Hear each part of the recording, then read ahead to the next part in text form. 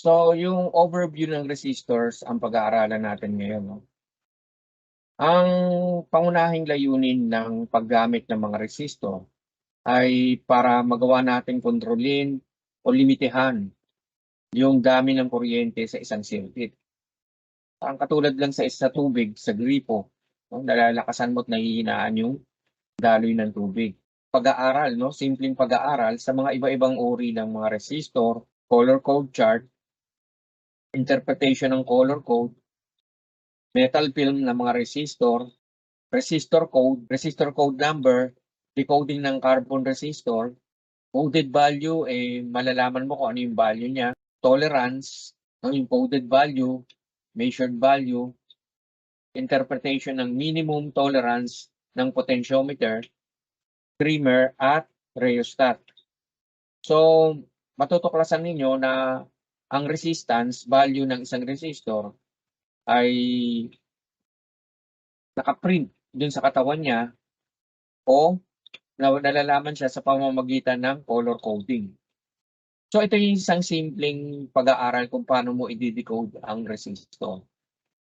So, assume natin na meron tayong resistor na merong brown, black, red, at saka gold bands na nakaayos sa order na pinakikita o sa ayos na pinakikita nito. Diba? Yung first band ay A, yung second band ay B, yung third band ay C, at yung fourth band ay D. Okay? So, tingnan nyo ito. Sa brown, ang brown ay dinidecode as 1. Ang black ay dinidecode as 0. Yung pangatlo, ang tawag natin dyan multiplier.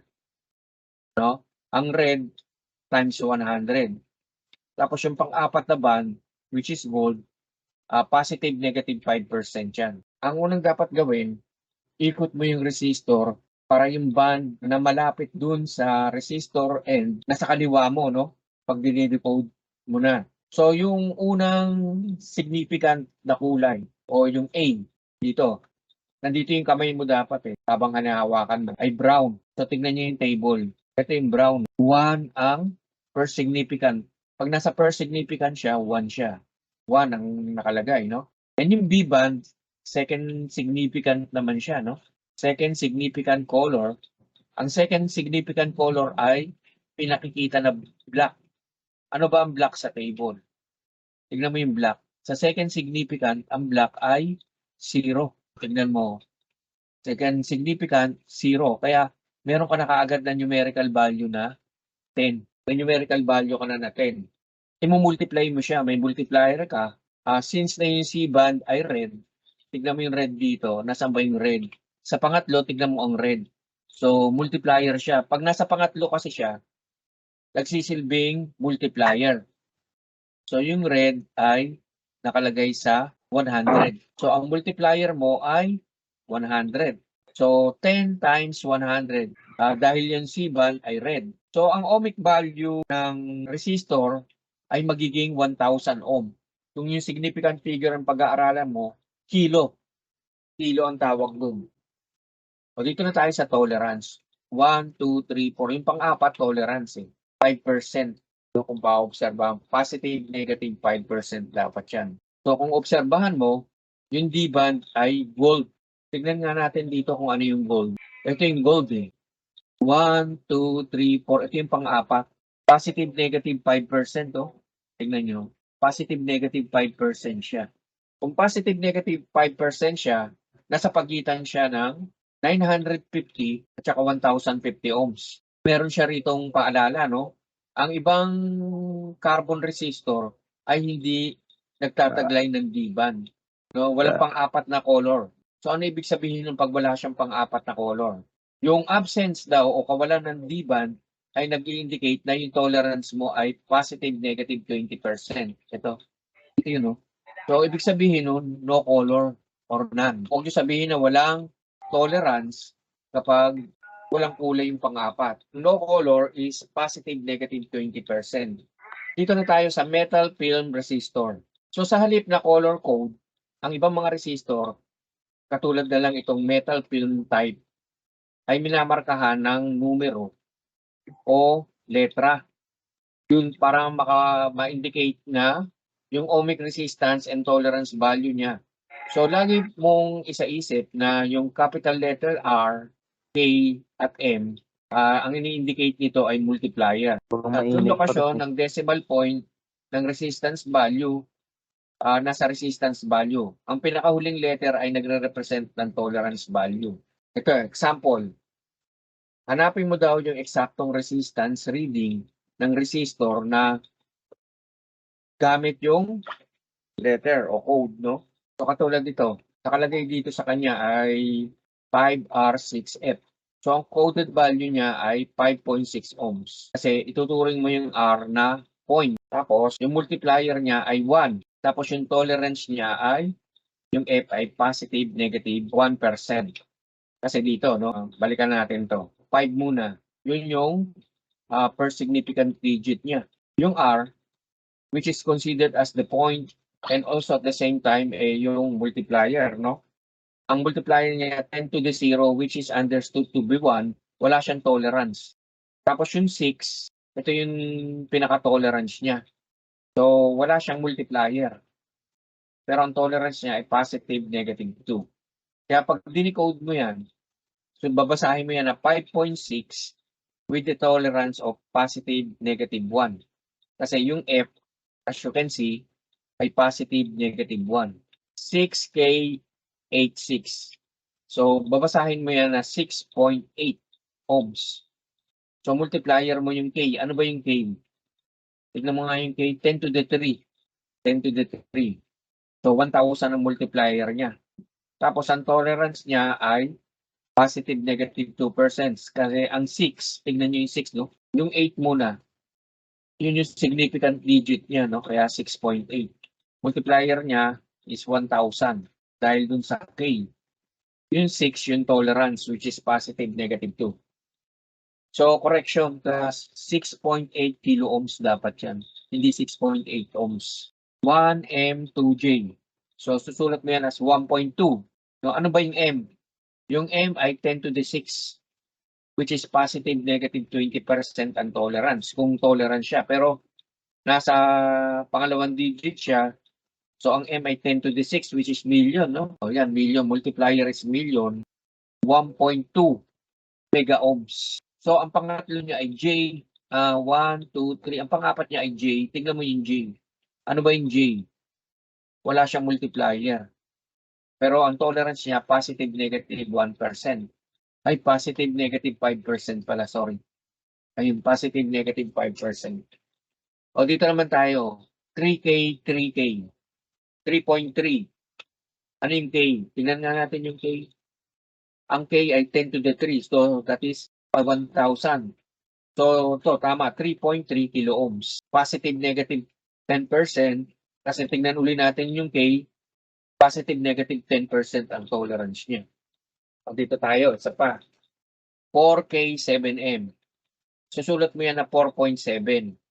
Ano yung K? Ang K ay 10 to the 3. No? Kung tolerance siya, positive, negative 10% siya. So, K is 1,000. 3.3 multiplier is 1,000. Ang tolerance niya, since na K din, positive, negative 10%. 4K7, iba pala to. 4K7M, 4.7. Tapos ang K ay 1,000. Ang M ay positive, negative 20%. Dito tayo discuss natin to. Yung resistance daw ng isang resistor, pag-aralan natin, no? So, sa lesson na ito, naka-outline dito yung mga basic principle ng resistance. So, kapag ang power supply ay in-apply mo sa isang circuit, yung mga electron ay magsisimulang dumaloy sa buong circuit. At itong pagdaloy ng mga electrons na ito ay tinatawag na kuryente. So habang ito ay dumadaloy sa naturang sirkito, yung mga electron na bumubuo dun sa kuryente ay gini-give up niya yung iba sa mga energy dun sa main solid structure ng material. Sa either copper or aluminum.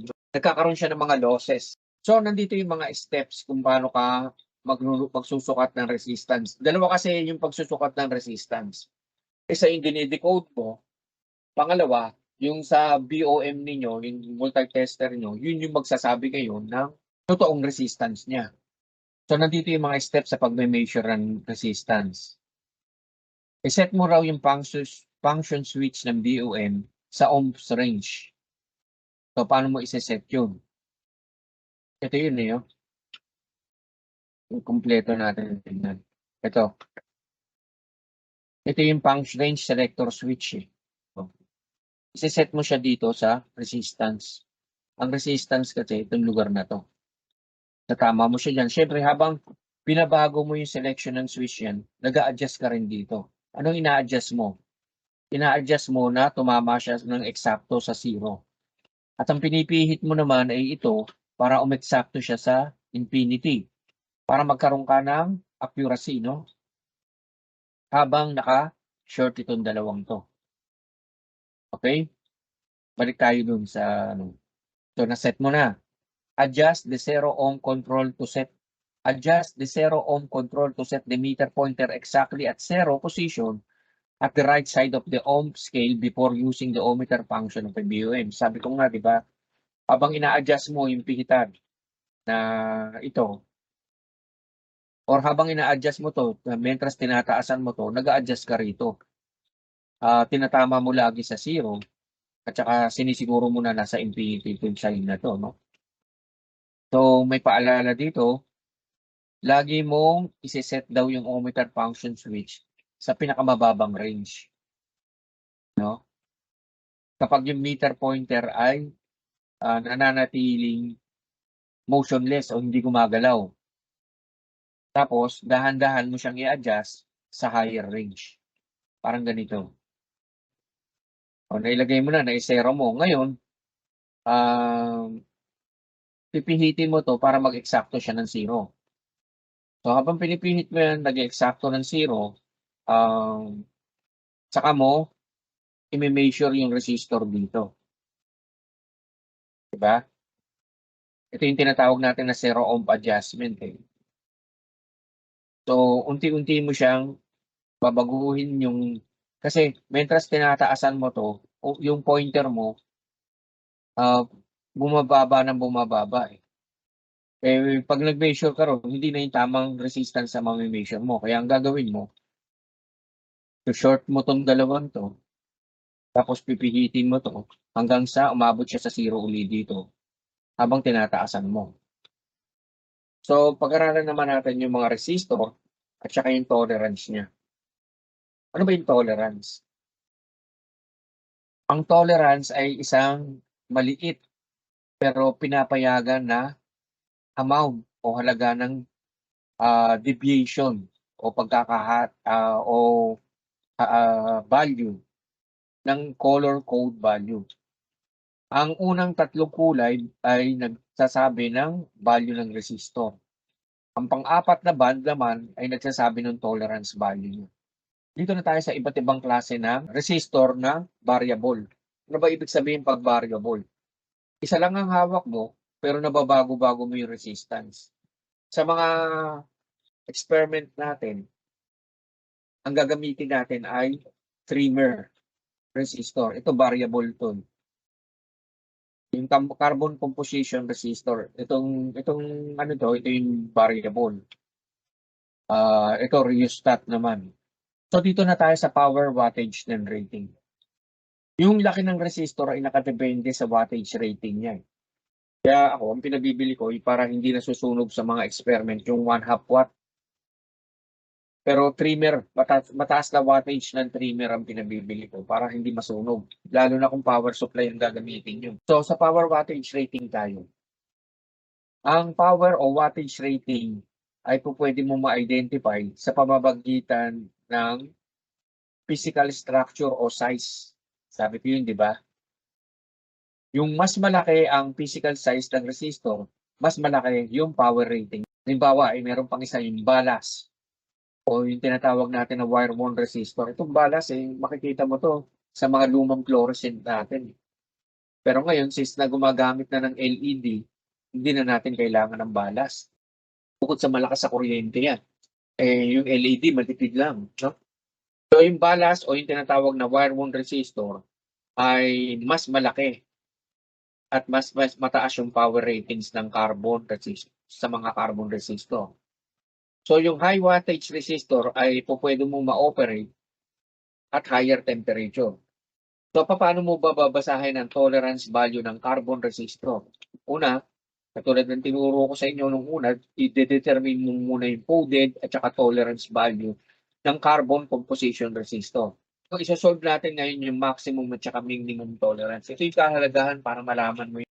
So ito ang formula. Maximum tolerance is equal to yung color code value niya plus yung color code value niya plus yung percent ng tolerance. Minimum tolerance naman yung color code value niya minus yung color code value plus yung percent tolerance niya. So ito ay napapaloob sa ito yung table value, no?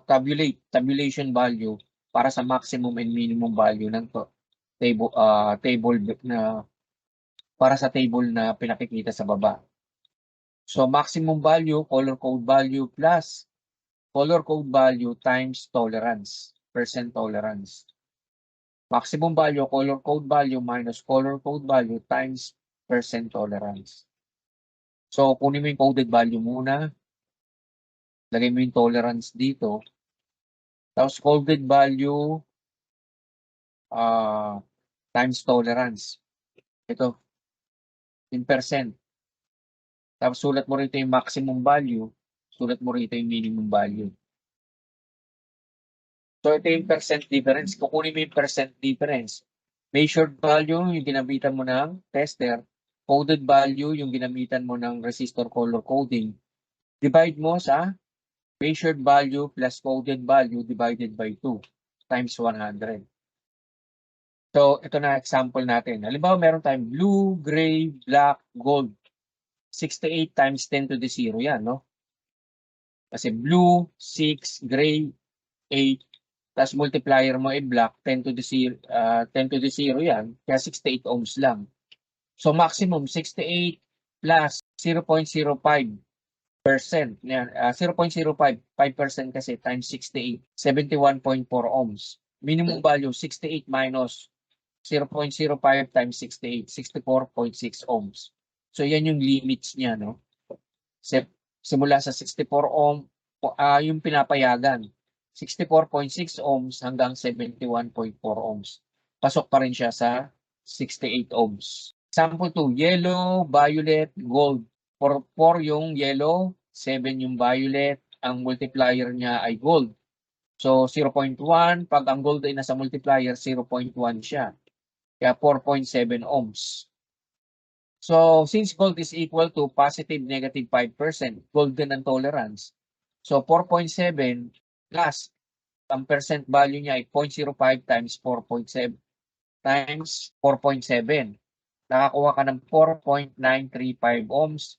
Minimum 4.7, 0.05 times 4.7, 4.465 ohms. Upper limit, lower limit. Resistance of a variable resistor. So sa electronomics, yung variable resistor ay ginagamit ng matindi, no? Sa pag-a-add o pagpipix ng value ng resistor.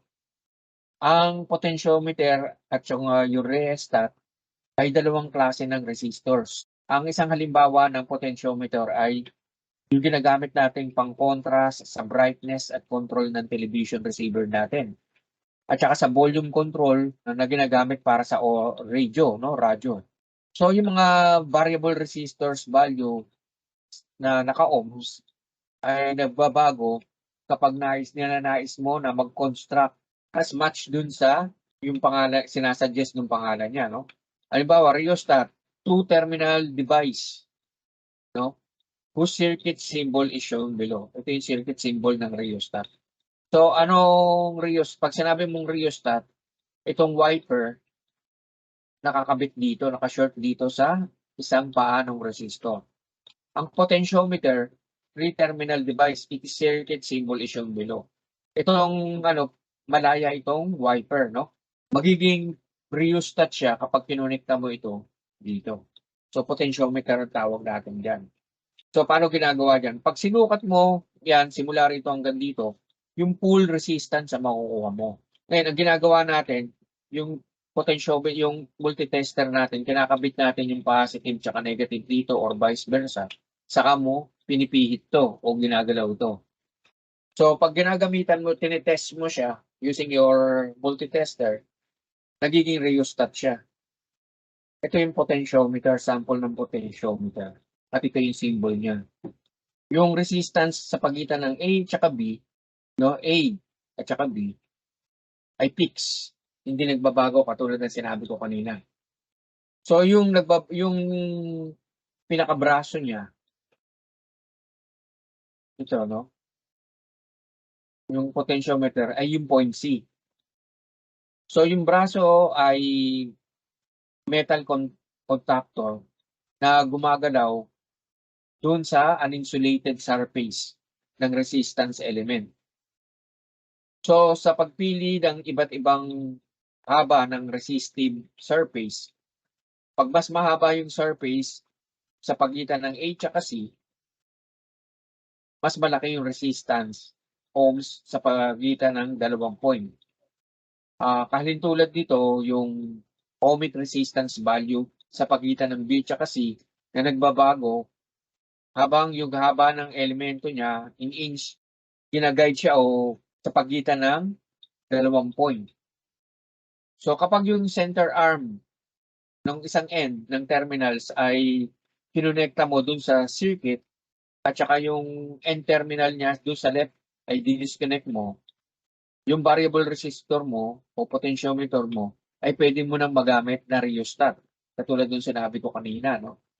So pag kinonekta mo yung isang piraso ng hook-up wire sa pagitan ng braso ng isang end ng terminals sa ang isang method ng pagko-convert nitong potentiometer sa rheostat.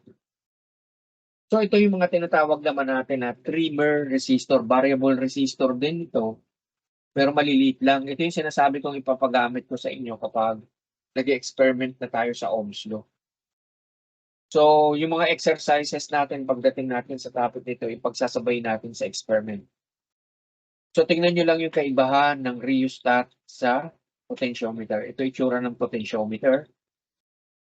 Hindi nakakonekta to, pero ito yung rheostat, nakakonekta to.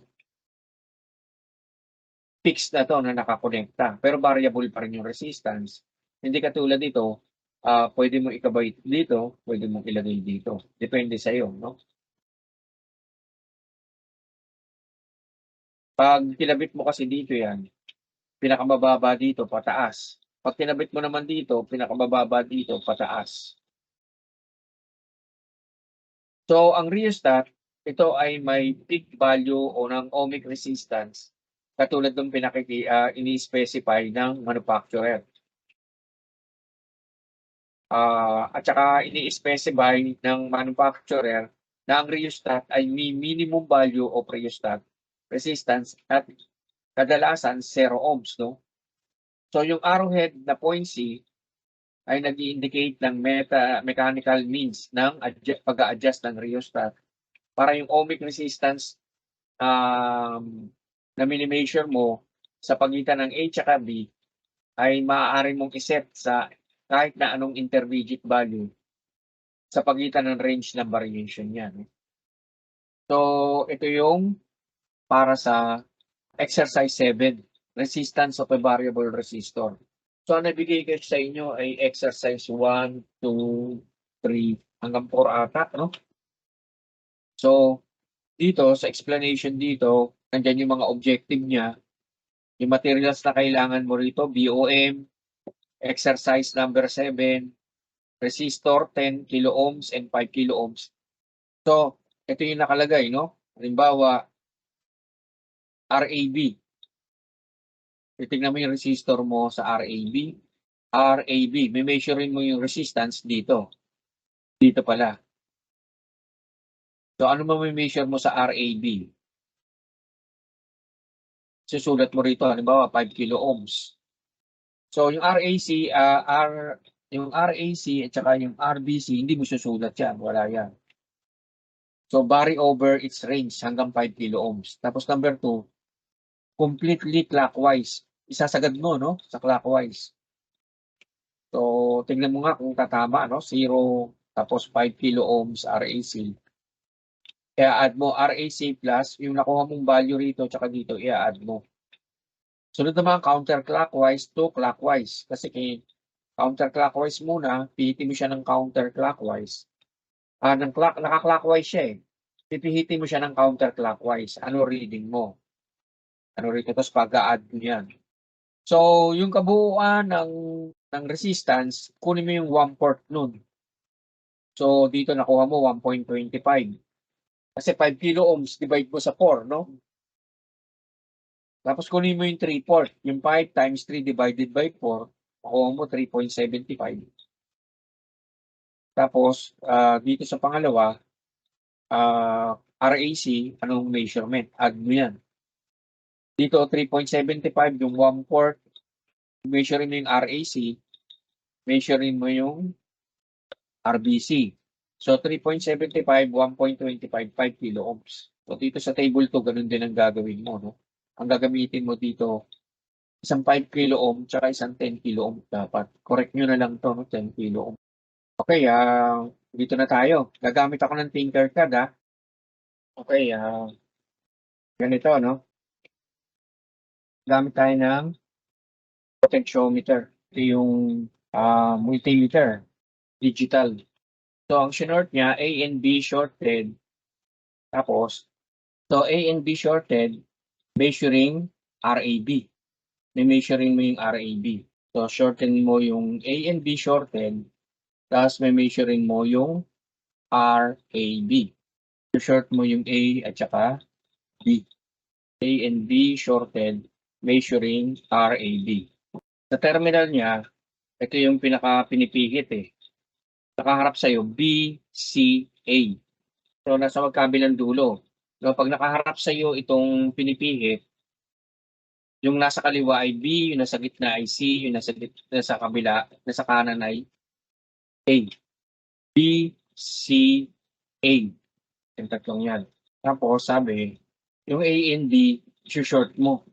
So, ito short mo, no? Katulad ng pinapakita dun sa figure. So, gamit tayo ng green o black na lang. Kaya short mo.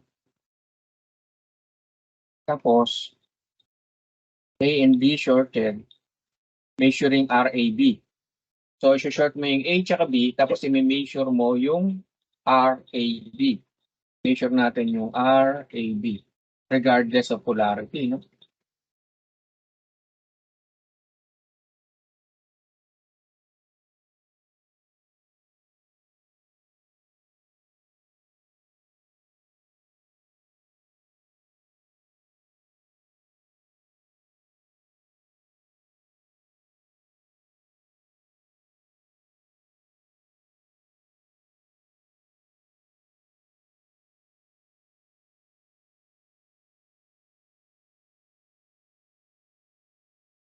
Simulate natin.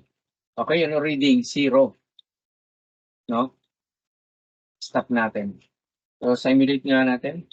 Okay, no? 0 ang reading. Sinort mo itong dalawang to, tapos stop natin. Ano yung susunod na procedure? Measure natin dyan yung RAB, no? RAB is 0. So, susunod yung A tsaka C ang shorted. No?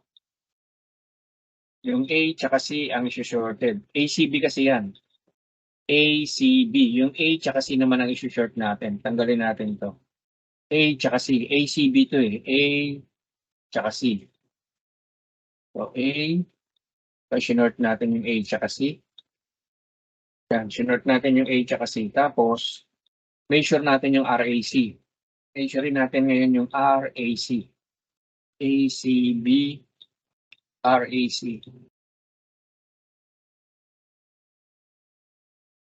Simulate nga natin. 0 din. No? Naka-short eh. Kahit anong gawin mo, 0 yan. Tapos sunod, Ganun pa rin 'no, naka-short pa rin yung ANC, pero measure mo naman yung RAB. Measure mo yung RAB.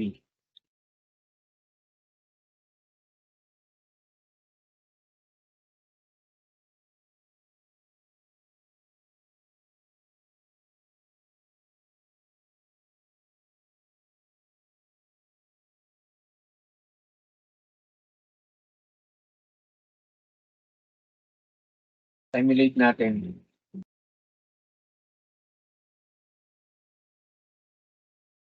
ACB, tapos RAB.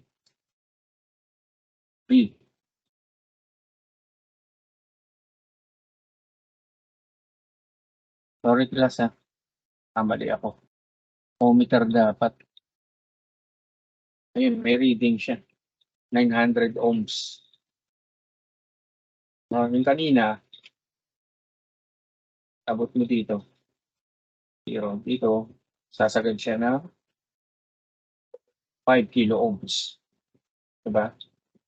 Dito, bababa siya pag 0. Yung kanina naman, stop na muna natin yung simulation. Isi-set mo nga pala muna. Halimbawa, ganito. Yan. So, start mo yung simulation. 0 siya. Kahit saan mo ilagay 0. So, tama pa rin. No? Kung yung ohmmeter reading niya, inaano natin. Tapos yung nauna, pinag-short natin yung nauna ay, ang pinag-short natin yung A tsaka B. Short natin yung A tsaka B. Stop natin muna to.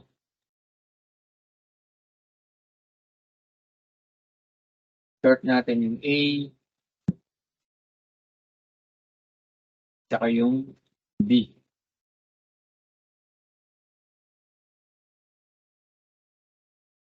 So, simulate natin. Ano magiging reading?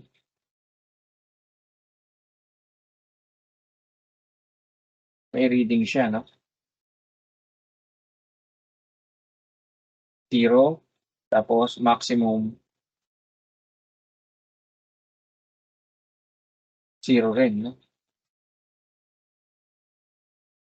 0 siya, tapos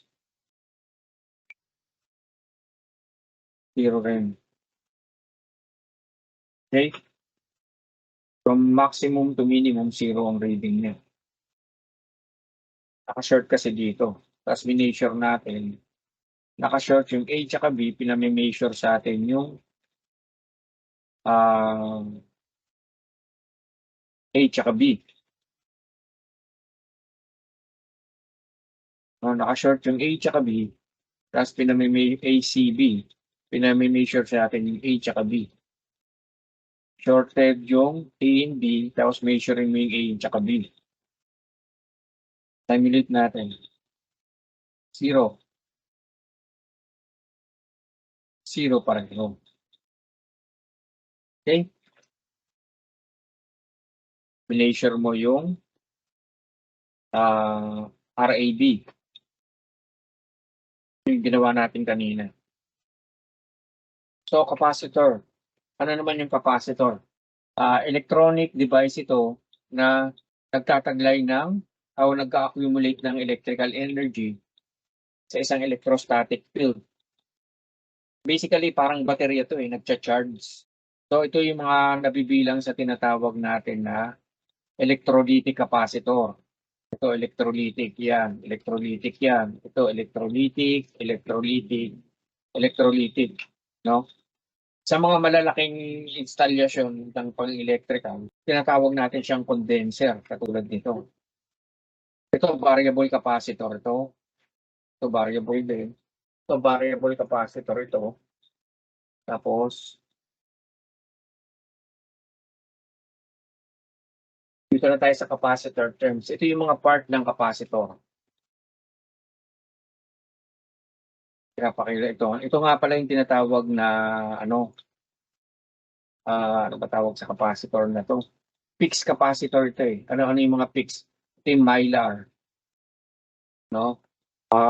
Pinapangalanan siya base dun sa materials na bumubuo sa kanya. No? Ito electrolytic because it has electrolytes. Ito yung ceramic capacitor. Ito parang ceramic din to pero ang material nito ay anong material ba ito? Anyway, as we goes on, di-discuss pa yun sa inyo. So, ang capacitor ay binubuo ng dielectric, capacitance, at saka capacitor. So, ang dielectric, ito ay insulating material. Insulating material ang dielectric ay insulating material na nagse-separate, no? Sineseparate niya yung dalawang electrodes ng capacitor. So, usually electrolytic to. Ito yung dielectric material. Yan. Ito yung dalawang plate. Dielectric material yung nasa loob pala. Tapos dalawang plate ito, no? Plate A, tsaka plate B. Plate A, tsaka itong plate B, no? Nagse-separate sila. Ito yung dielectric material na pinapasok sa loob ng capacitor. Ang capacitor ay dumidepende sa constant ng dielectric material niya, yung kapal ng dielectric material niya, tsaka yung area ng plates. Ito ang itsura niya. Oh. Pag gumagamit ka ng tester, mini-measure mo siya, makaka-measure ka ng voltahe sa kanya. So, ito yung ceramic capacitor. Nangyari siya sa ceramic raw materials. Yung mylar capacitor, raw material niya ay polyester mylar. So, electrolytic capacitor naman ito. So, makikita mo yung laman ng electrolytic capacitor, kung ano-ano yun, no? Aluminum oxide ang laman niya. At saka aluminum foil. Yung ginagamit natin sa pagbabalot natin ng mga spaghetti, mga pagkain. Aluminum foil yun. So, may mga paalala rito, no? Yung mataas na dielectric constant at yung manipis na dielectric, yung closer na plates nito sa bawat isa, kapag yung plate area ay mas malaki, yung capacitance ng capacitor ay magiging mas malaki. Yung capacitance ng capacitor ay magiging mas malaki rin, no? So, yung ability ng isang capacitor na pakapag-store ng electric energy, na kung tawagin natin ay capacitance, nasusukat ito, no? Naka-express ito sa tawag na farad. Yung microfarad ay kadalasang ginagamit sa mga radyo, TV at iba pang electronic circuits. Ang microfarad o picofarad, yung microfarad, MF na capital, picofarad, P na maliit na may capital letter F. So, ang serye ng mga capacitor na nakakonekta sa isang AC circuit ay magpa-function ng gusto, no, na papayagan niya yung pagdaloy ng elektrisidad sa circuit, pero nakokontrol yung amount niya, no? So, kaya tinatawag siya na filter. Nagagamit din siya na filter. Capacitor color code. Para ma-determine mo yung capacitance value ng picofarad ng isang molded mica tubular ceramic at saka molded paper capacitor, gumamit ka ng capacitor color code. Yung mga color dots ay noted para sa molded mica. Yung mga colored dashes para sa tubular ceramic naman yun. At yung mga colored bands para sa molded paper. Yung parehong numerical value na naka-assign sa kanya para sa first at saka second significant figure ay binibigay na resistor color code. Ang molded mica, yung A at saka B dots, nag-i-indicate to ng significant figure. Yung C dot, yun yung multiplier at yung D dot, yun ang tolerance. Yung E dot, yun yung value ng rating ng F ng standard sa ilalim ng coded, no? F, A, B, E, D, C. Ganito ang physical na itsura niya. Ewan ko kung may nabibili pa niyan.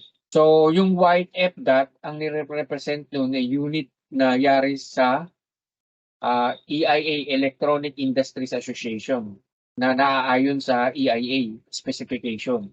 Yung black F dot, ang pinakikita naman nito ay unit na according sa JAN or Joint Army Navy specification. Yung tubular ceramic, yung A, B, at saka C, ini-interpret yun as molded mica. Yung D band, yun yung tolerance niya, at yung E band, ini-indicate nun yung voltage rating. Ito yung tubular. Ganito yung physical na itsura niya. Ito yung molded paper. Ganito yung itsura niya, no? Molded paper capacitor. So, may dalawang color band siya, E at saka F, para sa extreme right, no? Ito. At ang outer foil indicator, G, yung outer foil indicator G, sa extreme left. Ito. Yung E at saka F band, ang ini-indicate ito ay voltage rating at binabasa siya from right to left. Simula rito pa gano'n ang basa. No? Yung E at saka F band, ang ini-indicate ng voltage rating nito, yung right to left. Kung kaya yung F ay first significant voltage figure at yung E, second significant voltage figure. So, in order to properly decode the capacitor, dapat nakaposition siya exactly na pinakikita sa drawing. So, decoding a molded mica. So, position the capacitor so that the arrows points from left to right na naka-visible, no? Ganito. So, mula sa left, papunta sa right, yung second at saka third dots ng upper row. Yung row ng mga dots sa baba ay binabasa mula sa right to left. At multiply natin yun sa second at saka third digit ng C na magbibigay sa atin ng capacitive value ng picofarad. Yung dot sa middle ng bottom, ito, or yung D, ang nag-indicate nito ay tolerance value. So yung bottom row, the dot next extreme left is E. The E dot represents the voltage rating. Ceramic disc capacitor and its code. So number 1, yung picofarad ay signified ng whole number markings, no?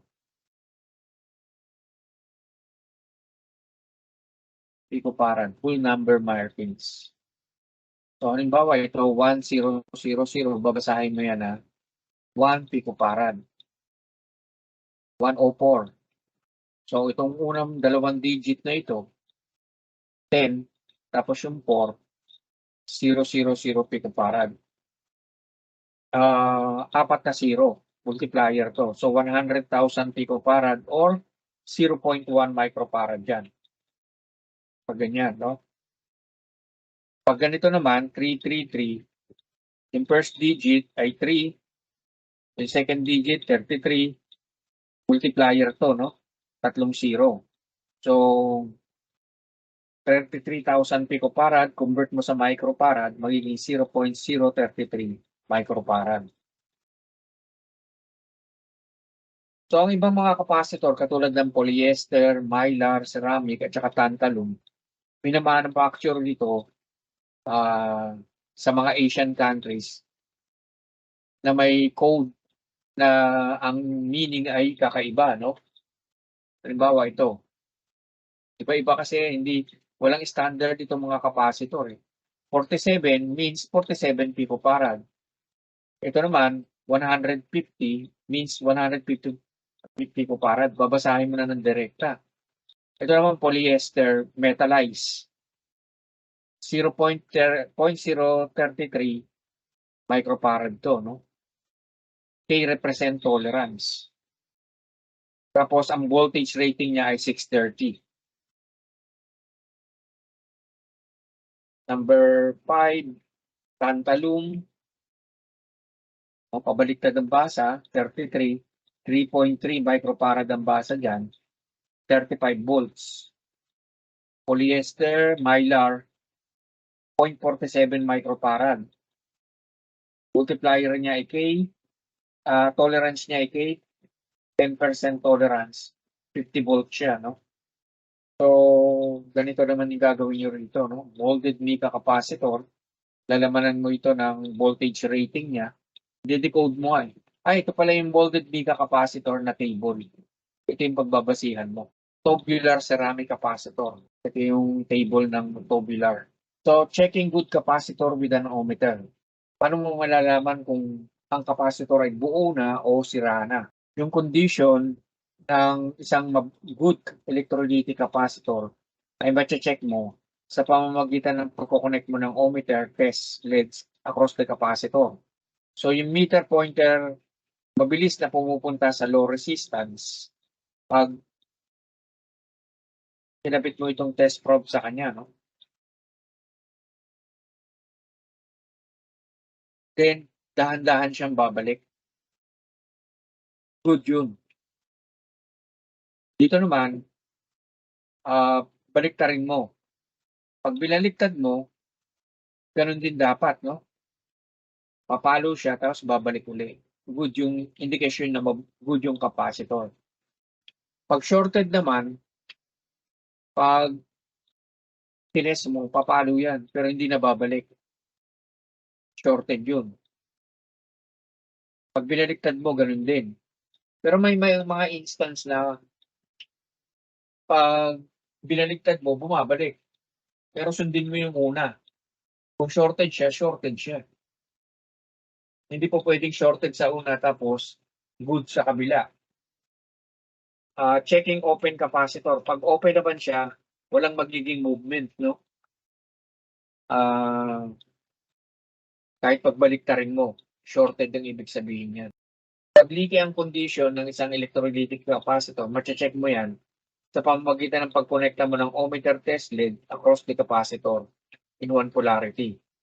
Ang ohmmeter resistance reading ng isang leaky capacitor ay low but not zero. So leaky yun, no? Hindi siya masagad sa zero. Low but not zero. Pag binaliktad mo, ganun din. Pag ni-reverse mo, ganun din. Low but not zero. Leaky yun, no? Naglilip.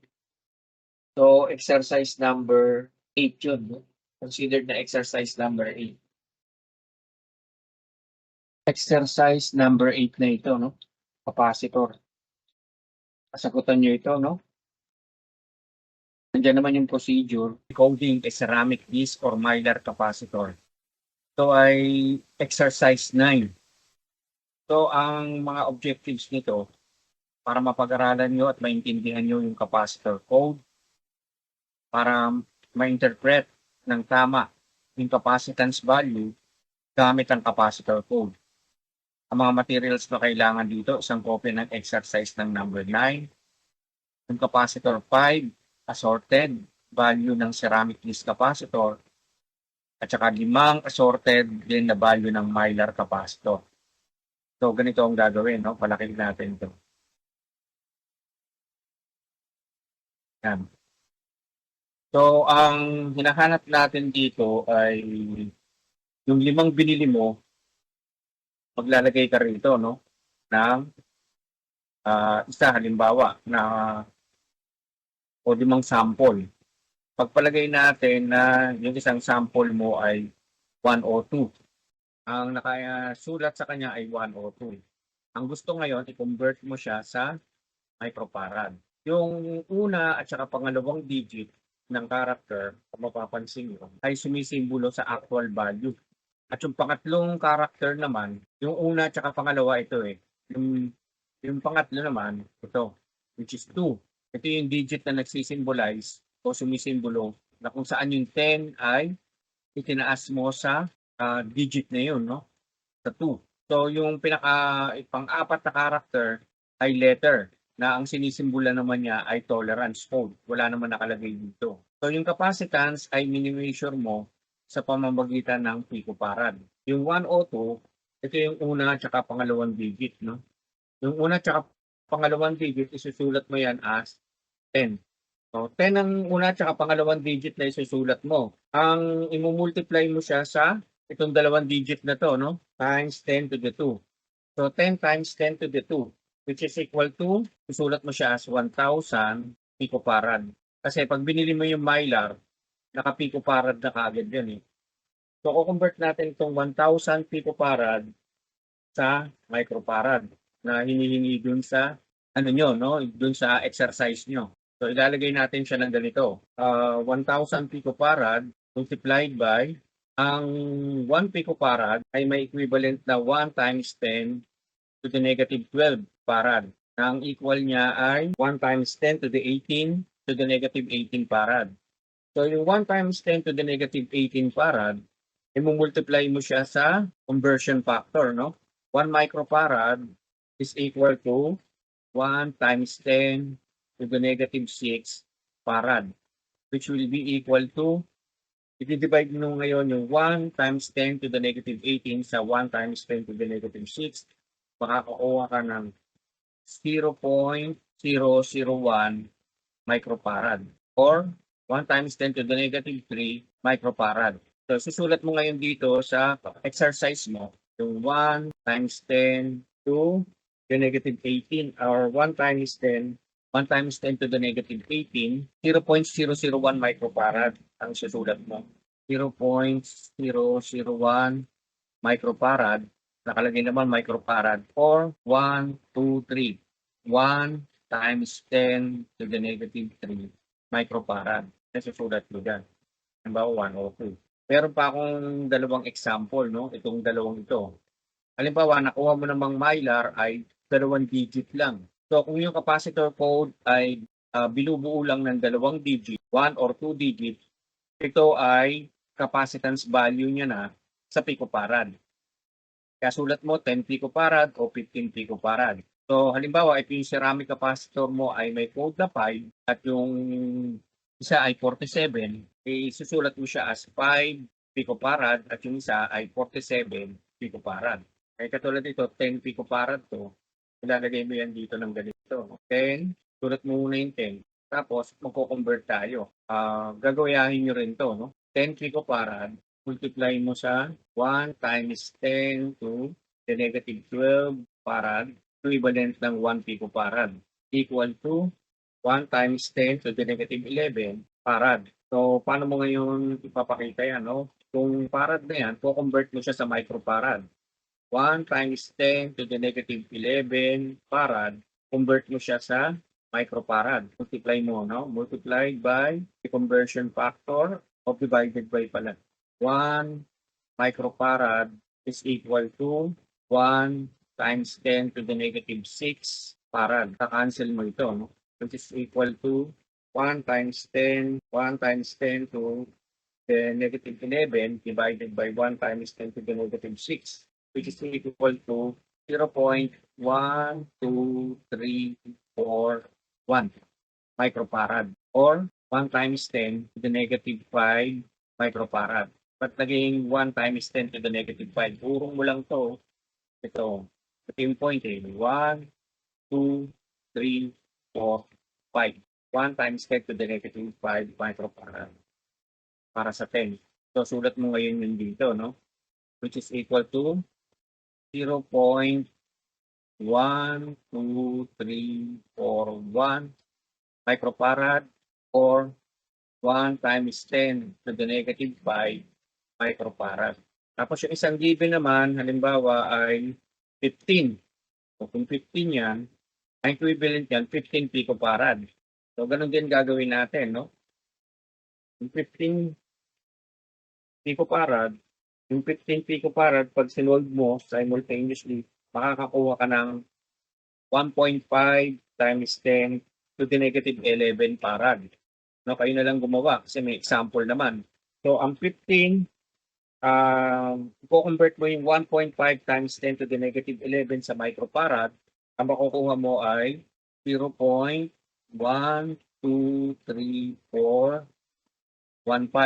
microfarad or move ilan? 1, 2, 3, 4, 5. 1.5 times 10 to the negative 5 microfarad. Yan lang susulat mo dyan. Then, dito naman tayo sa mylar. Paano ba ang mylar? Dito sa mylar, pag dinidecode mo ang Mylar, susulat mo muna yung naka-inscribe dito. Dito, ayan, nakikita nyo, naka-inscribe yan. Susulat nyo yan. So, sulat muna natin, no? Ang naka-inscribe sa kanya ay 2A 203. So, itong A, ito yung marking voltage na ang equivalent ay, so yung 2A, hanapin mo nga dito yung 2A, 100 volts DC. Itong susunod, yung 203, ito yung coded capacitance value. Coded capacitance value. And yung K, ito yung tolerance value. Okay, yung K, yan ngayon yung tolerance value. Ano ba tolerance value niya? Tignan nga natin. Wala nakalagay sa table. Pero siya ay counted as positive negative 10%. Yung K. So yung coded value niya, sulat natin, which is 203, no? Yung nasa gitna, 203 yan. Ano ngayon yung 203 yan? Yung 203, parang kapareho din yung sa Mylar, ano? Ceramic.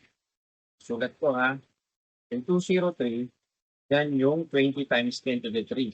20 times 10 to the 3. Pareho rin yung ginawa natin sa ceramic. Or, pwede mo siyang isulat na 20,000 picofarad. So, yung 20,000 picofarad, po-convert mo, no? Magiging 20,000 picofarad, po-convert mo siya sa farad.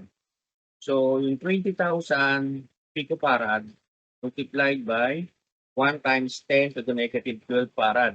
Kasi ang 1 picofarad, ang equivalent niya ay 1 times 10 to the negative 12 farad, which will give you an answer of 0.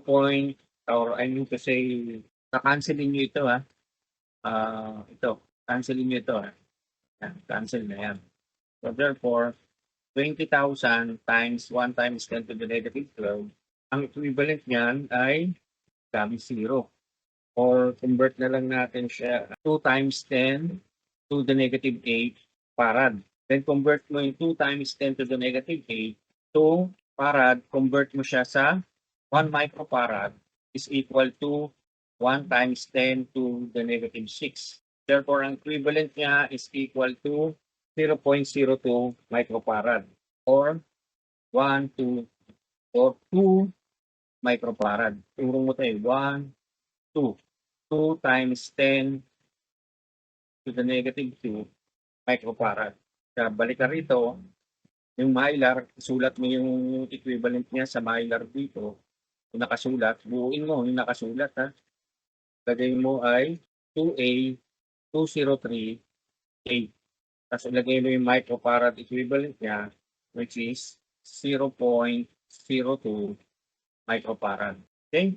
Yan yung mga example na pwede nyo i-consider para dito sa activity number 9. Class, dito na tayo sa diode. Ang diode ay isang solid-state semiconductor device na binubuo ng dalawang electrode. Pinapayagan itong mga electrodes na to na dumalo yung kuryente sa iisang direksyon lang. So, ito yung anode, positive, cathode, negative. Ito yung physical appearance ng isang diode. Ito yung isang buong circuit ng bridge type connection ng diode. Ito yung physical appearance ng diode, ito yung symbol niya. Yung ganitong klase ng diode ay tinatawag natin na rectifier diode. Ang trabaho niya ay convert ang AC sa DC. So meron din tayong diode na LED or tinatawag na light emitting diode. Ginagamit siya na indicator, ginagamit din siyang pang-dekorasyon. Pero most likely sa electronics, ginagamit siya na indicator. Medyo ulitin ko lang ng konti, no? Ang discussion natin ngayon is about diode testing. Kasi bago mag-experiment dapat, dinidiscuss muna ito eh. Ma-testing niyo yung actual diode sa forward bias at reverse bias. Maintindihan nyo na kapag naka-forward bias siya, it's acting as a conductor. Pag naka-reverse bias siya, it's acting as an insulator. So, dapat sabi dito sa unang part, i-connect mo raw yung ohmmeter test LED across the diode in one polarity. Ang ohmmeter range niya, ipipihitin mo itong range na to, ilalagay mo lang siya sa R times 1 or R times 10. As the case may be, no? So determine the correct polarity of the ohmmeter test lead. Always zero the meter pointer before checking by turning the 0 ohm adjustment in order to place it exactly to 0 at right. Ito, merong pinipihit dito sa part na ito para ito ay mag-eksakto lagi dito sa 0. Kasi hindi ka makakakuha ng good calibration kapag nagte-test ka kaagad ng hindi mo nakikita, hindi mo yung ine-eksakto yan dito sa guhit na to. Lakayan ko lang konti. No? Yan. Pag nagka-calibrate ka kasi, importante na ito ay tinakalibrate mo ng eksakto dito. Pag didikitin mo itong dalawang to, hindi kasama yung diode tapos saka may pinipihit dito para ito ay umeksakto dito. Tapos naman, pag bumalik na siya dito, minsan yun ay nakalagpas dito. Ito naman ang pinipihit mo para ito naman ay umeksakto dito sa infinite. At malaman ninyo kung bakit pumapalo ito kapag naka-forward bias at saka hindi siya nananatili siya rito sa infinity kapag nakapag-reverse bias. So, the forward resistance reading of a good diode is low but not zero. So, kapag nag-test ka daw ng diode na good, ang reading niya dapat ay ganito, no? Bababa pero hindi zero. Ibig sabihin, nakaturo lang siya dyan sa portion na yan. Hindi siya umeksakto rito. So, ibig sabihin, good yung diode mo, no? And then, ang susunod na gagawin dyan, reverse mo yung ohmmeter test lead for the opposite polarity. So, ang isang good silicon diode should have at least infinite resistance reading in the reverse direction. Kaya infinite, kasi hindi dumadalo yung kuryente. Kaya hindi pumapalo itong needle. Nandun lang siya. Ibig sabihin, walang kuryenteng dumadaloy sa kanya. It's acting like an insulator. No? Ngayon, dito naman tayo kapag shorted. Paano mo malalaman kung yung diode ay hindi na functional? Shorted, halimbawa. Okay, checking shorted diode with an ohmmeter. Okay, just follow the steps in checking good diode. When the ohmmeter resistance reading indicates a very low or zero resistance, the diode is shorted. No? Pakita ko yung figure niya. So, sa forward bias niya, pumalo naman siya. Kaya lang, huwag mo siya ipagkamali na good. Kasi, ang isang good na diode ay nagtataglay ng reading na low but not zero. Nandito lang siya dapat sa portion na to. Sumagat siya hanggang dito. So, ibig sabihin, shorted yan. Ngayon, babalik ka rin mo ngayon to. No? Testingin mo, ito lalagay mo dito. Ito naman, lalagay mo dito. So, dapat, ang magiging reading pala niyan, hindi dapat, kundi yun ang magiging reading pa rin yan, low but not zero, no? Shorted nga So, again, reverse the ohmmeter test lead to the opposite polarity.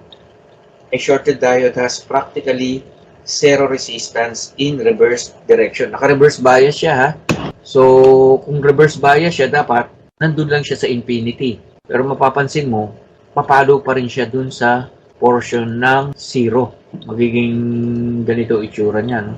Ayun, ganyan pa rin itsura niya, nakapalo pa rin siya rito. Ito naman para sa open, no? Pag open ng diode, ano dapat ang maging itsura niya? So, when checking the condition of a solid state diode, connect the ohmmeter set lead across the diode in one polarity. If the ohmmeter resistance reading indicates an infinite resistance, the diode is open. So, ano ibig niya sabihin dito? Mapapakita ko to sa pamamagitan ng drawing.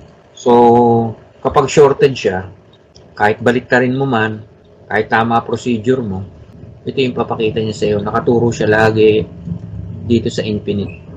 Hindi siya umaalis dyan. So, if the ohmmeter resistance reading indicates infinite resistance, the diode is open. Naka-open siya. Ibig sabihin, putol dito sa loob. I-reverse mo naman daw, no? So, again, reverse the ohmmeter test lead to the opposite polarity. An open diode has infinite resistance in reverse direction. So, pag naka-reverse siya, infinite ang resistance niya. O leaky naman. Paano mo malalaman pag leaky? Sa unang pagtetest mo, pag leaky, akala mo buo siya. Bakit akala mo buo? Kasi low but not zero yung unang reading niya. Hindi mo alam, but defective pala yung diode na ginagamit mo. So, leaky condition of solid state diode can be checked by connecting the ohmmeter test lead across the diode in polarity. No? The forward resistance reading of a leaky diode is low but not zero. So, ganito dapat ang itsura. No? Akala mo ngayon buo. Kaya pag hindi ka marunong mag-check ng diode, tapos basta mo na lang ipapasok sa experiment, magiging malaking palaisipan sa'yo yan. Kasi sa forward naman, tama. Kaya ang susunod na solusyon dyan, itry mo siyang baliktarin. Katulad ng sinasabi dito sa procedure. So, baliktarin mo siya. Reverse the ohmmeter test lead for the opposite polarity. The reverse resistance of a leaky diode is low but not zero. So, ito dapat. Ganun pa rin. Dapat nasa infinite siya kung buo siya. Kaso makikita mo, low but not zero pa rin. So, ibig sabihin yan, shorted, no? In other words, yung depletion niya sa loob ay hindi na naglalaro. Diba sabi ko dati sa inyo, parang bintana yan, bumubukas tsaka sumasara. Kaso, nakaretain na siya dun sa portion na yun. Nakakala mo buo sa unang tingin mo, yung pala, shorted na pala, no? Leaky na pala. Basic electronic checking diode with an ohmmeter, no? Lalagay ako ng folder dun sa natin para sa nyo, no? Para sa exercises. Ito, no? Objective to determine, parang experiment din siya. To become familiar with the BOM, volt ohmmeter, used as diode tester, to determine the defects of the semiconductor diode as indicated by the meter, to identify anode and cathode of the junction diode, and to verify experimentally the common troubles of a diode and its possible cause. Ito yung mga materials, no? Isang kopya nitong exercise 1. Assorted types of solid state diode, good, leaky, open, and shorted, no? So, tagi-ilan yan. Procedure, 1 to 10. No? Good, hatiin natin. Ilan ba yan? Good, shorted, leaky, open. 4. Checking solid state diode. So, materials, no? Assorted types of solid state diode, good, leaky, open, and shorted. Including LED, no? Magsama kayo ng mga LED diode. Lahat ng klase ng diode, hindi naman masyadong mahal yan. Siguro ang isang piraso nyo, baka piso lang ata na diode, no? Per piece. Magtanong na lang kayo sa mga electronic stores dyan sa lugar nyo. Tapos gagamit kayo ng multi-tester, BOM. So, ang procedure niya, measure the forward and reverse. Katulad nung pinakita ko kanina, reverse resistance of silicon diode or equivalent as shown in table data. Tapos, indicate the behavior of the meter pointer. Ang gagawin nyo dito, ilalagay nyo siya sa illustration board of considerable size. No? Lalagyan nyo ng number 1 to 10.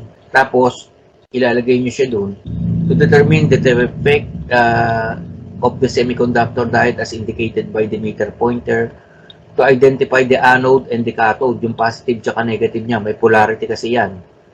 To verify experimentally the common troubles of diode and its possible cause. So, ibig sabihin, this exercises goes with the experiment. So, one copy of exercise 1, assorted types of solid state diode, good, leaky, open, and shorted, including LED, light emitting diode, multi-tester. So, measure the record, the forward and reverse resistance of silicon diode or equivalent as shown in table of data. Tapos, indicate the behavior of the meter. Repeat the steps 1 and 2, silicon, germanium, or LED, and record the result on the table data. So, 1 to 10 yan, yung condition, lalagay mo rito, good, leaky, shorted, depende kung ano yung lumabas sa reading. Tapos, papakita mo yung behavior ng meter. Pag good, low but not zero. Pag shorted, zero. Magkabila yun, 0.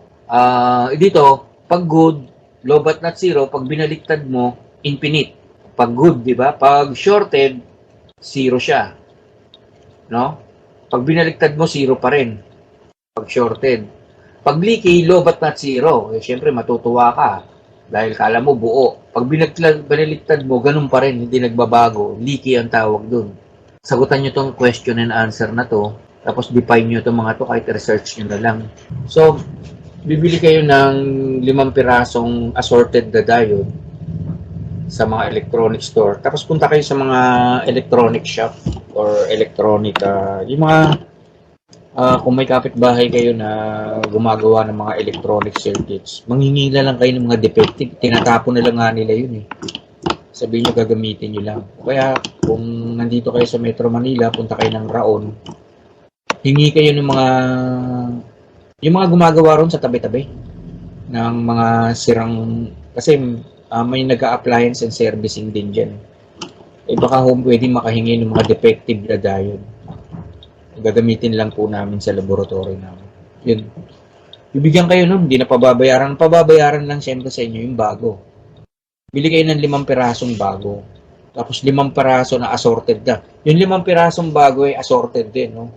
May LED, merong silicon diode, merong germanium diode, no? 5 piraso, pa-practicein nyo na testingin.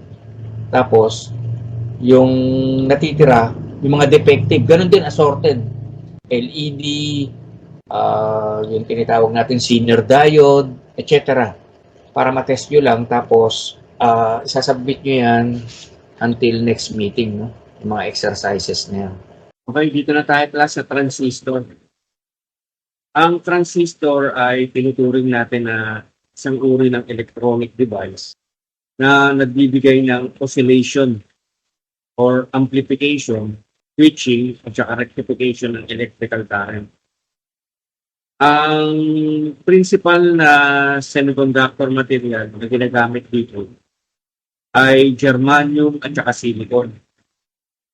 Ito yung symbol, no? Tawag natin dito ay ito dito sa NPN. Negative, positive, negative. Ang base nito ay positive. Dito naman sa baba, tawag dito PNP. Ang base nito ang negative. Diyan din nagkakamali sa pagtetest nitong transistor na to. Kasi ang madalas magkabalit ka dyan, madali makuha kasi yung base sa tester. Pero madalas nagkakamali sa emitter at sa collector. Hindi malaman kung alin yung emitter collector, kaya yung power. So may dalawang klase ng transistor tayo, yung PNP at NPN. Pag PNP, para hindi mo makalimutan, tignan mo yung symbol. Galing yung mga technician natin na gumawa ng mga ng mga word para huwag nila makalimutan. Tignan mo, yung arrow nakalabas. Kaya NPN yan, sabi ng mga technician natin na magaling mag-isip ng mga parang mabilis patandaan, napasok na. Yan, napasok na. NPN daw yun. Yung PNP, kasi yung arrow nasa loob, sabi ng mga technician natin magagaling, pasok na pasok. PNP. Para wag mo raw makalimutan. So, paano mo malalaman kung alin yung base? Iset mo daw itong ohmmeter mo sa times 10. Nandito yung times 10. Tapos, kapag gumagamit ka raw ng Asian-made multitester, karamihan naman Asian-made eh. Katulad ng Sanwa or Sunwa, pagbalik ka rin mo yung test lead ng meter at dumipende ka dun sa kulay ng test lead. Kung alin yung pula, yun ang positive. Kung alin yung itim, yun ang negative. Para sa PNP transistor, yung collector base ay mababasa mo na low but not zero. Note, yung negative test lead ay nakakonekta sa base at yung positive test lead ay nakakonekta sa collector. Low but not zero. Ang collector base. Pag collector base, yung negative test lead nakakonekta sa base, ano yung pagkakarepresent dito, and yung positive test lead sa collector. Ang emitter base, low but not zero. Note, yung negative test lead ay nakakonekta sa positive test lead at yung emitter sa emitter, no? Low but not zero. Yung negative test lead daw nakakonekta sa base at yung positive test lead sa emitter. So, ito, emitter base, ito yung base. Ang base ay hindi laging nasa gitna, minsan nasa gilid yan. No, may note dito, emitter base resistance. Yung emitter base resistance daw ay mas malaki kaysa sa collector base resistance. Okay, para hindi ka malito, tignan mo yung emitter base resistance mo. Ikumpara mo dun sa collector base. Yung mas malaki, kuha mo na yung emitter. Kasi yung emitter base resistance, mas malaki. Pag nilagay mo yun sa base tsaka emitter, mas malaki yung reading niya. Mas malaki yung resistance niya. Mas kitang-kita ito pag digital. Kaya lang, sa multi-tester na analog, makikita mo naman din eh. Malilinaw pa naman yung mata nyo eh. Parang sa mga capacitor na mylar at ceramic, forward tsaka bumabalik, pero saglit lang. Parang pumipitik lang. Ganon din dito, konti lang ang diferensya.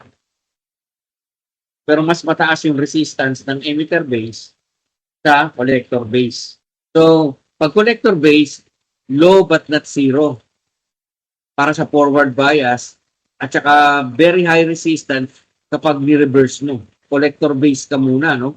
Pag collector base, nilagay mo rito yung isa at saka nilagay mo rito yung isa, makakakuha ka ng very high resistance. Low but not zero, low but not zero pag collector base. Pag binagligtad mo, yung positive, yung black nilagay mo sa base at yung red nilagay mo sa collector, magiging reverse bias siya kaya makakakuha ka ng high resistance. So, parang dalawang diode lang itong transistor. May emitter, may collector, yung base niya nandito sa gitna. So, isang diode ito, may common siyang polarity. Ito. So, ang emitter base, same as in step number 1, pero yung resistance niya ay mas mataas. Emitter collector, very high resistance pag binaliktad mo. Paano mo malalaman kung open ang transistor? Yung collector base niya, very high resistance para sa forward at reverse bias. Yung emitter base naman, same as in step number 1. Pag shorted, collector base, very low resistance for both forward and reverse biasing. No, very low resistance. Emitter base, same as in step 1. Pag binaliktad mo, pareho rin. Yung collector emitter, very low resistance. Yung emitter collector, very low resistance. Ang sinasabi ko ito, yung connection nito. Checking leaky transistor. Paano mo malalaman kung leaky yung transistor? Collector base, low but not zero for both forward and reverse bias. So, for both forward and reverse bias, low but not zero siya. Emitter base, same as in step 1. Yung collector emitter, low but not zero. Yung emitter collector, low but not zero din. So, ito yung magsisilbing yung gagawin nyo. PNP and PN transistor familiarization. So, ito yung mga gagawin, objective, para mapag-aralan mo yung transistor type, characteristic at saka yung parameter niya, para ma-identify mo yung emitter, base, at saka collector by ohmmeter test, para malaman mo din yung normal na condition ng isang transistor. Para ma-verify mo experimentally yung common trouble ng transistor at yung probable cause. Yung mga materyales, isang kopya ng exercise number 12, 5 assorted type ng PNP transistor, 5 assorted type ng NPN transistor, lahat good. Voltage tester ang equivalent na gagamitin, no? Ito yung procedure, check mo daw yung forward resistance o forward bias. PNP, PN o tsaka NPN, base to emitter, section ng transistor. Pag-connect ka ng negative test LED, i-connect mo yung negative test LED sa ohmmeter na R times 10. Yung emitter naman, at saka yung positive test LED sa base. Kapag NPN transistor, i-record yung ohmmeter reading sa table. Yan sabi. Number 2, i-check mo raw yung reverse resistance ng PN o base to emitter sa section ng parehong transistor. I-connect mo yung positive test LED ng ohmmeter sa R times 10 sa base at saka sa negative test LED ng emitter para sa PNP transistor. I-connect mo yung positive test LED ng ohmmeter na R times 10 sa emitter at saka sa negative test LED ng base para sa NPN transistor. I-record mo yung resistance reading ng table 1. State mo ng maigli yung condition ng transistor. Lagay mo leaky, shorted, open, ganun. Ngayon, i-check mo yung forward resistance ng F sub A or ng NP base to collector. Section ng same transistor para sa NPN transistor. I-record mo yung result sa table 2 sa baba. And likewise, i-check mo yung reverse resistance ng NP base to collector section ng same transistor. I-connect mo lang yung positive test lead ng ohmmeter sa R times 10 sa base. At saka yung negative test lead ng collector for NPN transistor, check mo rin yung reverse bias niya, RA, of ng NPN or base to collector section ng transistor. I-connecta mo yung same positive test lead ng ohmmeter sa R times 10 sa collector at saka yung negative test lead sa base. I-record mo yung reading sa table 2 at saka ipaliwanag mo ng maikli yung condition ng transistor. So ulitin mo yung 1 to 4 para sa mga sumusunod na NPN at PNP transistor at saka i-record mo yung result sa table 1 and 2. Ito yung table na tinutukoy, no? Ayan. Ganito lalagay. Part number, nakasulat naman dun sa transistor yung part number niya. Lagay niyo yung part number niya rito. Tapos ilagay mo PNP, yung type. O kung NPN, lagay mo NPN. Tetestingin mo syempre para malaman mo yung PNP tsaka NPN. Pag forward bias siya, ilagay mo kung 30 ohms halimbawa, no? Tetestingin mo magkakaroon ng reading yan. Pag reverse bias, 25, halimbawa 25 ohms ang na-read mo. Ang range niya, R times 10. Anong condition? Lagay mo good. Halimbawa, kasi low but not zero. Halimbawa dito, NPN, tapos ang forward bias niya ay low resistance. Ang reverse bias niya, low resistance, R times 10 ka rito, shorted. Pag open naman, yung PNP or NPN ay open, high resistance. Pag binaligtad mo, high resistance din. Yung sumunod naman, decay, low but not zero. Pag binaligtad mo, low but not zero din, lagay mo yung resistance dito, then sulat mo dito, decay. So, dalawa yung table na nandito, no? Meron para sa good transistor, no? 1 to 10. PNP kasi ito. Dito ang PNP. Dito. PNP yan. Magkasama dyan good, shorted, leaky. Kasi PN. Ito naman NP. NPN naman to, no? Ito. Pag NPN, dito mo ilalagay part number. Tapos dito mo ilalagay yung type. Sulat mo rito, pareho mong nasa taas. May makompuse. Exercise 13. Dito naman, yung 13, puro defective naman to. Ganun din ang explanation, no? Tapos sagutan niyo yung mga question and answer, ha? Dito na tayo sa SCR, Silicon Controlled Rectifier. Ano ba yung SCR? Ito ay special na uri ng diode na ginagamit bilang switch or ina-apply ito sa signal voltage ng gate electrode. Sa loob ng isang SCR, may malawak na power o malaking power and wala siyang gumagalaw na parts. In other words, diode din kasi ito, unidirectional electronic device siya na inaalaw niya na magdumaloy ang electric current sa isang direction lang. And basically, ang SCR ay ginagamit bilang electronic switch. Meron tayong electronic switch na kapag dumiliwanag, namamatay yung ilaw niya. Pag gumagabi, napapasindi niya yung bulb. LDR yun. So, ito yung anode niya, ito yung cathode niya. Ito yung lumang itsura niya. Ito, metallic. Ngayon, ito na yung itsura ng SCR. Mukha siyang transistor. So, ilalagay mo yung range niya sa R times 1. Apply mo yung positive test lead ng anode at saka negative test lead sa cathode. As usual, babalik ka rin mo pa rin ito, ha? Yung positive, lalagay mo sa positive, yung negative. Yung positive, lalagay mo sa negative. Yung negative, lalagay mo sa positive. Ewan ko ba't ginaganon ng mga Asian country na gumagawa ng multi-tester.